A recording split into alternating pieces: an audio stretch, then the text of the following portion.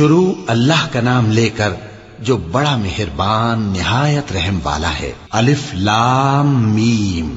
اللہ جو معبود برحق ہے، اس کے سوا کوئی عبادت کے لائق نہیں، زندہ ہے، سب کو تھامنے والا۔ اس نے اے نبی تم پر سچی کتاب نازل کی جو پہلی آسمانی کتابوں کی تصدیق کرتی ہے، اور اسی نے تورات اور انجیل نازل کی تھی۔ یہ دو کتابیں اس نے پہلے نازل کی تھیں لوگوں کی ہدایت کے لیے، اور پھر قرآن جو حق اور باطل کو الگ الگ کر دینے والا ہے نازل کیا۔ جو لوگ اللہ کی آیتوں کا انکار کرتے ہیں ان کو سخت عذاب ہوگا، اور اللہ زبردست ہے، بدلہ لینے والا ہے۔ اللہ ایسا خبیر و بصیر ہے کہ کوئی چیز اس سے پوشیدہ نہیں، نہ زمین میں اور نہ آسمان میں۔ وہی تو ہے جو ماں کے پیٹ میں جیسی چاہتا ہے تمہاری صورتیں بناتا ہے، اس غالب حکمت والے کے سوا کوئی عبادت کے لائق نہیں۔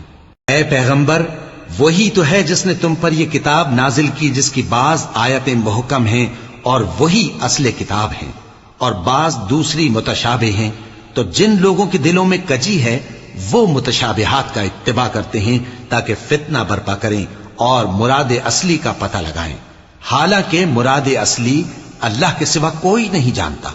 اور جو لوگ علم میں گہری نظر رکھتے ہیں وہ یہ کہتے ہیں کہ ہم ان پر ایمان لائے، یہ سب آیات ہمارے پروردگار کی طرف سے ہیں، اور نصیحت تو عقل مند ہی قبول کرتے ہیں۔ اے پروردگار، جب تو نے ہمیں ہدایت بخشی ہے تو اس کے بعد ہمارے دلوں میں کجی نہ پیدا کر دیجو، اور ہمیں اپنے ہاتھ سے رحمت عطا فرما، تو بڑا عطا فرمانے والا ہے۔ اے پروردگار، تو اس روز جس کے آنے میں کچھ بھی شک نہیں سب لوگوں کو اپنے حضور میں جمع کر لے گا، بے شک اللہ خلاف وعدہ نہیں کرتا۔ جو لوگ کافر ہوئے اس دن نہ تو ان کا مال ہی اللہ کے عذاب سے ان کو بچا سکے گا اور نہ ان کی اولاد ہی کچھ کام آئے گی، اور یہ لوگ آتش جہنم کا ایندھن ہوں گے۔ ان کا حال بھی فرعونیوں اور ان سے پہلے لوگوں کا سا ہوگا جنہوں نے ہماری آیتوں کی تکذیب کی تھی، تو اللہ نے ان کو ان کے گناہوں کے سبب عذاب میں پکڑ لیا تھا، اور اللہ سخت عذاب کرنے والا ہے۔ اے پیغمبر، کافروں سے کہہ دو کہ تم دنیا میں بھی عنقریب مغلوب ہو جاؤ گے اور آخرت میں جہنم کی طرف اکٹھا کیے جاؤ گے، اور وہ بری جگہ ہے۔ تمہارے لیے دو گروہوں میں جو جنگ بدر کے دن آپس میں بھڑ گئے قدرت الہی کی عظیم الشان نشانی تھی۔ ایک گروہ مسلمانوں کا تھا، وہ اللہ کی راہ میں لڑ رہا تھا، اور دوسرا گروہ کافروں کا تھا، وہ ان کو اپنی آنکھوں سے اپنے سے دگنا مشاہدہ کر رہا تھا۔ اور اللہ اپنی نصرت سے جس کو چاہتا ہے مدد دیتا ہے۔